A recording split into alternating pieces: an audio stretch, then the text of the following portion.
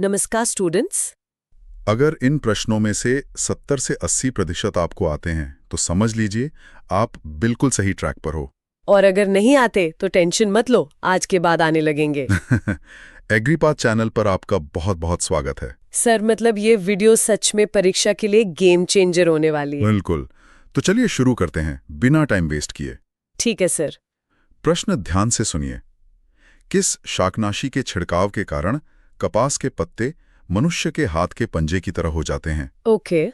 इसके विकल्प हैं ए 2,4-D, बी आइसोप्रोट्यूरॉन, सी पेंडिमेथलिन और डी पैराक्वाट। थोड़ा मुश्किल लग रहा है सर। इस प्रश्न का सही उत्तर है ए 2,4-D। ओ सर, मुझे लगा कुछ और होगा। देखिए, 2,4-D एक हार्मोन आधारित शाकनाशी है और जब इसका छिड़काव कपास पर मतलब गलती से हो जाता है तो पत्तों का आकार बिगड़कर हाथ के पंजे जैसा हो जाता है। अच्छा। ये इसका एक विशेष लक्षण है, इसी वजह से बाकी विकल्प यहाँ गलत हैं। अच्छा सर, अब बिल्कुल स्पष्ट हो गया। ये तो परीक्षा में पक्का आएगा ना? बिल्कुल, ऐसे प्रश्न डायरेक्ट या इनडायरेक्ट परीक्षा में पूछे जाते हैं, इसलिए ध्यान से याद रखिए। जी सर।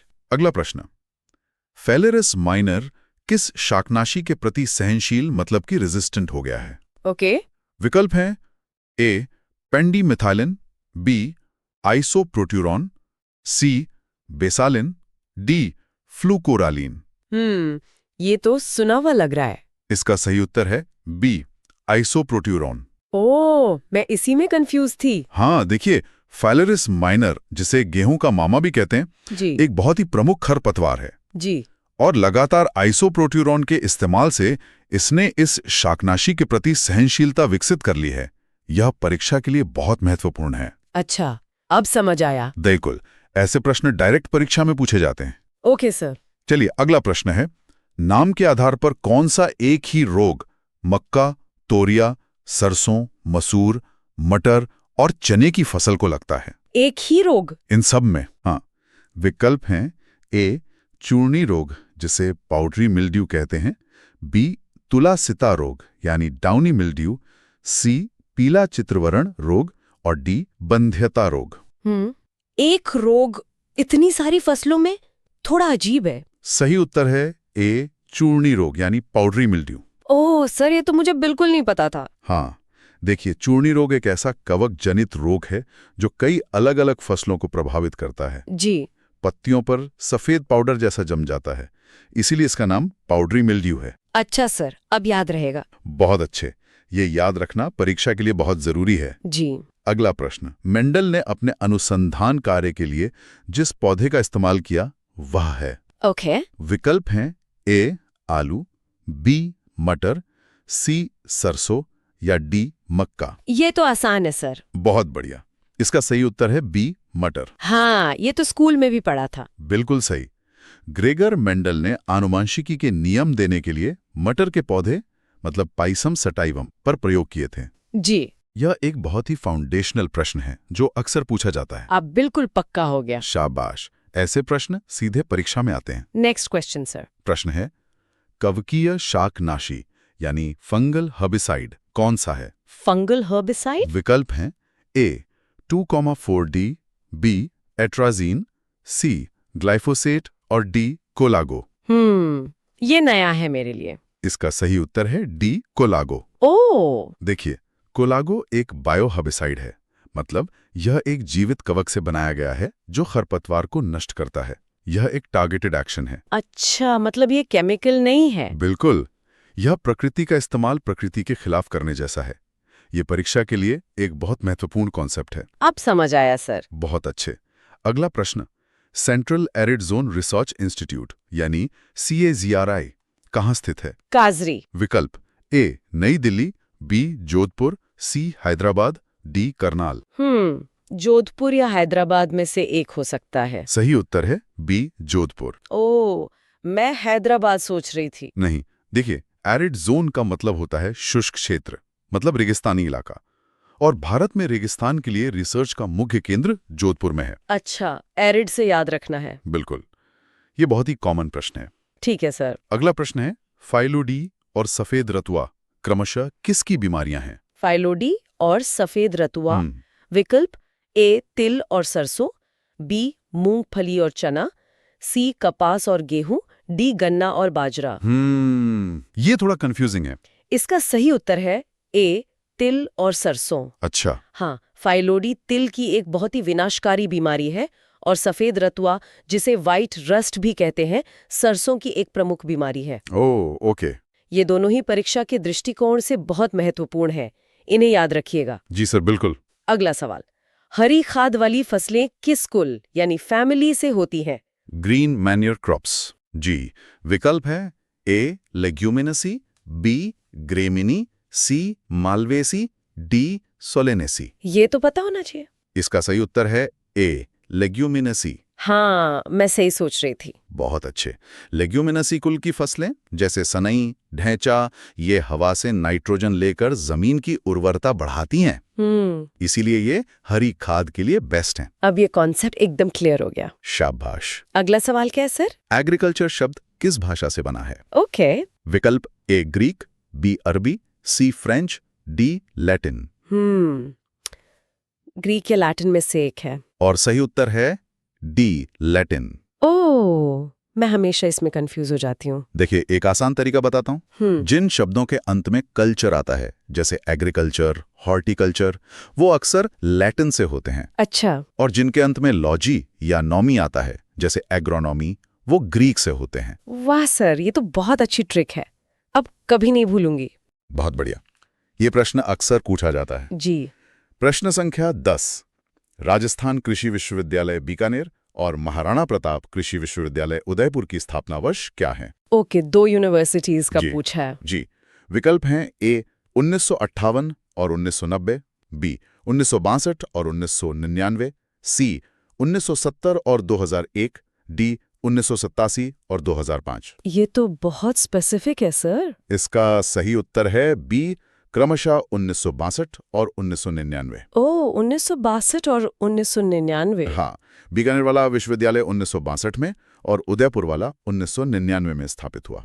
स्टेट लेवल एग्जाम्स के लिए बहुत महत्वपूर्ण है। जी सर, नोट कर लिया। चलिए आगे बढ़ते हैं। पौधों के लिए कितने पोषक तत्व आवश्यक पाए गए हैं? Essential nutrients. बिल्कुल। विकल्प हैं ए 16, बी 17, सी 20, डी 21। इसमें अभी कुछ चेंज हुआ था शायद। एकदम सही पकड़ी हैं। सही उत्तर है बी 17। हाँ, पहले 16 थे, है ना? बिल्कुल, पहले 16 माने जाते थे, लेकिन हाल ही में निकल को 17वें आवश्यक पोषक तत्व के रूप में जोड़ा गया है। अच्छा, जी। ये अपडेटेड जानकारी है, इसलिए परीक्षा में आने की पूरी संभावना है। Okay sir. अगला प्रश्न, अमोनिया को नाइट्राइट और नाइट्राइट को नाइट्रेट में बदलने वाले जीव समूह कौन से हैं? ये तो केमिस्ट्री जैसा लग रहा है। बायोकेमिस्ट्री। विकल्प है A Nitrosomonas Nitrobacter, B Rhizobium Azotobacter, C Pseudomonas Bacillus और डी इनमें से कोई नहीं। ये नाम बहुत मिलते जुलते हैं। इसका सही उत्तर है ए नाइट्रोसोमोनास नाइट्रोबैक्टर। देखिए, ये एक रिले रेस की तरह है। पहले नाइट्रोसोमोनास अमोनिया को नाइट्राइट में बदलता है, फिर नाइट्रोबैक्टर उस नाइट्राइट को नाइट्रेट में बदलता है, जिसे पौधे इस्तेमाल करते हैं। अच्छा, ये 2 स्टेप प्रोसेस है। बिल्कुल, और इसे नाइट्रिफिकेशन कहते हैं। ये एक बहुत ही फंडामेंटल सवाल है। अब याद रहेगा सर। बहुत अच्छे।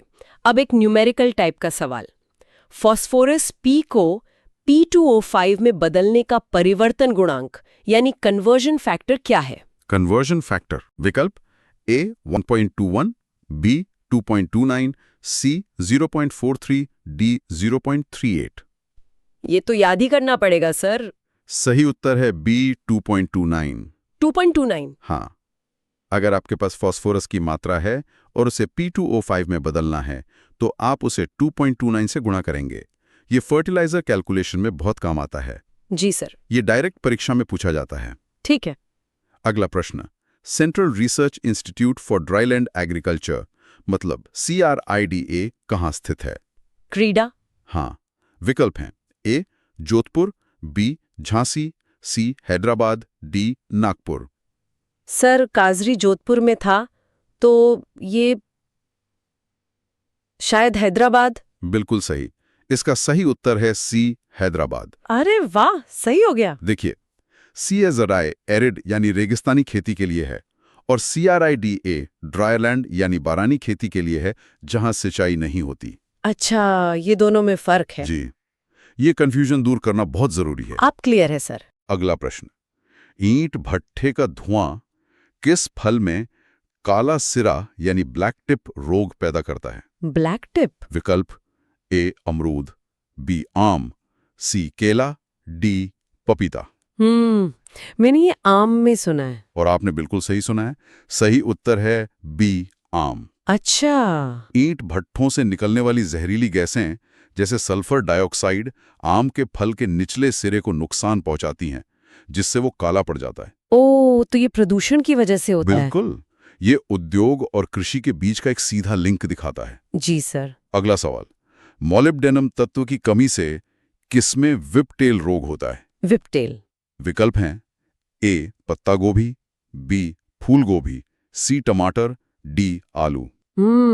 फूल गोभी? बहुत बढ़िया, सही उत्तर है बी फूल गोभी। हाँ।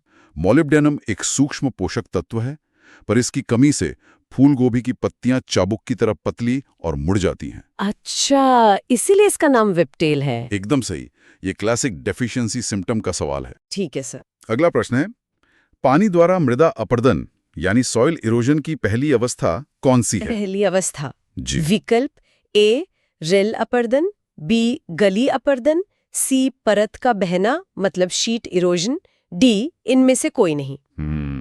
गली तो बाद में बनती है, तो शायद परत का बहना। क्या बात है! बिल्कुल सही, सही उत्तर है सी परत का बहना। अच्छा। इसे खेत का अदृश्य चोर भी कहते हैं। इसमें बारिश के बाद मिट्टी की एक बहुत पतली और उपजाऊ परत बह जाती है, जिसका किसान को पता भी नहीं चलता। ओह, ये तो बहुत खतरनाक है। हाँ, और यही सबसे ज्यादा नुकसान करती है। जी सर। अगला प्रश्न, जुताई यानी टिलेज का पिता किसे कहा जाता है? Father of tillage? विकल्प A MS Swaminathan, B Norman Borlaug, C Liebig, D Jethro Tull. ये तो फेमस नाम है, जेथ्रो टूल। बिल्कुल सही उत्तर है डी जेथ्रो टूल। हाँ। उन्होंने ही सबसे पहले जुताई के वैज्ञानिक सिद्धांतों को अपनी किताब हॉर्स होइंग हस्बेंड्री में बताया था। अच्छा। ये एक बहुत ही बेसिक और महत्वपूर्ण प्रश्न है। जी सर। अगला प्रश्न, क्षारीय भूमि सुधार में क्या इस्तेमाल होता है? एल्कलाइन सॉइल के लिए? जी। विकल्प कैल्शियम सल्फेट यानी जिप्सम, बी चूना, सी जिंक सल्फेट, डी यूरिया। इसमें जिप्सम डालते हैं, है ना? एकदम सही उत्तर है ए कैल्शियम सल्फेट यानी जिप्सम। हाँ। जिप्सम में मौजूद कैल्शियम मिट्टी में हानिकारक सोडियम को हटा देता है, जिससे मिट्टी फिर से उपजाऊ हो जाती है। अच्छा, ये इसका साइंटिफिक कारण है? बिल्कुल, ये सवाल अक्सर पूछा जाता है। जी। प्रश्न संख्या 20, किसी जगह के एल्टीट्यूड का क्या अर्थ है? एल्टीट्यूड? विकल्प ए भूमध्य रेखा से दूरी, बी देशांतर से दूरी, सी अक्षांश से दूरी, डी समुद्र तल से ऊंचाई। ये तो ज्योग्राफी का सवाल लग रहा है। पर यह एग्रीकल्चर से भी जुड़ा है। इसका सही उत्तर है डी समुद्र तल से ऊंचाई। हाँ, हाइट अबव सी लेवल। जी, क्योंकि एल्टीट्यूड बदलने से तापमान, हवा और फसलें सब बदल जाती हैं। अच्छा, इसलिए ये महत्वपूर्ण है। बिल्कुल। ठीक है सर। अगला प्रश्न, विभिन्न ऊंचाई के पौधों को एक ही खेत में एक साथ पैदा करना क्या कहलाता है? ओके, अलग अलग हाइट के प्लांट्स। हाँ। विकल्प ए रिले क्रॉपिंग, बी बहुस्तरीय फसल उत्पादन यानी multi storey cropping, C mix cropping, D inter cropping. Multi storey जैसा लग रहा है। और ये बिल्कुल सही जवाब है। उत्तर है बी बहुस्तरीय फसल उत्पादन। अरे वाह! इसमें सूरज की रोशनी का बेहतरीन इस्तेमाल होता है, जैसे नारियल, उसके नीचे केला और जमीन पर अदरक। वाह, ये तो बहुत एफिशिएंट तरीका है। जी, और ये एक बहुत ही सस्टेनेबल प्रैक्टिस है। जी सर। अगला प्रश्न है, वायुमंडल की सबसे नीचे वाली परत को क्या कहते हैं? Lower most layer. विकल्प ए स्ट्रेटोस्फीयर, बी मीजोस्फीयर, सी ट्रोपोस्फीयर, डी थर्मोस्फीयर। ये ट्रोपोस्फीयर है। बहुत अच्छे, सही उत्तर है सी ट्रोपोस्फीयर। हाँ। मौसम की सारी घटनाएं जैसे बादल, बारिश, हवा सब इसी परत में होती हैं, इसीलिए ये कृषि के लिए सबसे महत्वपूर्ण है। बिल्कुल सही। शाबाश। सर, बस कुछ ही सवाल बचे हैं। जी। प्रश्न संख्या 23, इंचिनोक्लोआ क्रूसेगाली और इस्चेमम रुगोसम किस फसल के प्रमुख खरपतवार हैं? ये नाम तो बड़े कठिन है। हाँ, पर ये बहुत कॉमन वीड्स हैं। विकल्प हैं ए गेहूं, बी मक्का, सी बाजरा और डी धान। आइडिया नहीं है सर। इसका सही उत्तर है डी धान। ओ, धान के। जी, ये दोनों ही धान के खेत में उगने वाले प्रमुख खरपतवार हैं जो पानी वाले माहौल में अच्छे से पनपते हैं। इनके बोटेनिकल नाम याद रखना जरूरी है। अच्छा सर, अब याद रखूंगी। अगला प्रश्न, 70 के दशक में ब्यूटाक्लोर शाकनाशी किस नाम से धान की फसल में प्रसिद्ध हुआ? ब्यूटाक्लोर का ट्रेड नेम? बिल्कुल। विकल्प ए स्टॉम्प, बी मैचेटी, सी राउंड अप और डी ग्रामोक्सोन। मैचेटी सुना हुआ लग रहा है। और यही सही उत्तर है, बी मैचेटी। अरे वाह। मचीटी एक बहुत ही पॉपुलर ब्रांड नाम था ब्यूटाक्लोर का, जिसे धान के किसान बहुत ज्यादा इस्तेमाल करते थे। अच्छा। ये पुराने ब्रांड नेम्स पर भी सवाल आ जाते हैं। जी सर। और आज का आखिरी प्रश्न, मूंग के बीज को बुवाई से पूर्व किस राइजोबियम स्पीशीज का टीका लगाया जाता है? मूंग के लिए राइजोबियम? जी। विकल्प ए राइजोबियम जापोनिकम, बी राइजोबियम फैजियोली, सी राइजोबियम ट्राइफोलाए, डी राइजोबियम मेलिलोटी। इसमें भी कंफ्यूजन होता है। इसका सही उत्तर है बी राइजोबियम फैजियोली। ओह, फैजियोली। हाँ, अलग अलग दलहनी फसलों के लिए अलग अलग राइजोबियम स्पीशीज होती हैं। ये स्पेसिफिसिटी याद रखना बहुत जरूरी है। जी सर, अब ये बिल्कुल क्लियर हो गया। बहुत बढ़िया। स्टूडेंट्स, अगर आज के प्रश्न आपको उपयोगी लगे हों सर, तो वीडियो को लाइक करना तो बनता है। बिल्कुल, वीडियो को लाइक कीजिए, एग्रीपैथ चैनल को सब्सक्राइब कीजिए और इसे अपने उन दोस्तों के साथ शेयर कीजिए जो प्रतियोगी परीक्षाओं की तैयारी कर रहे हैं। बस अगली वीडियो में नए प्रश्नों के साथ। Thank you students, all the best. Thank you students, all the best.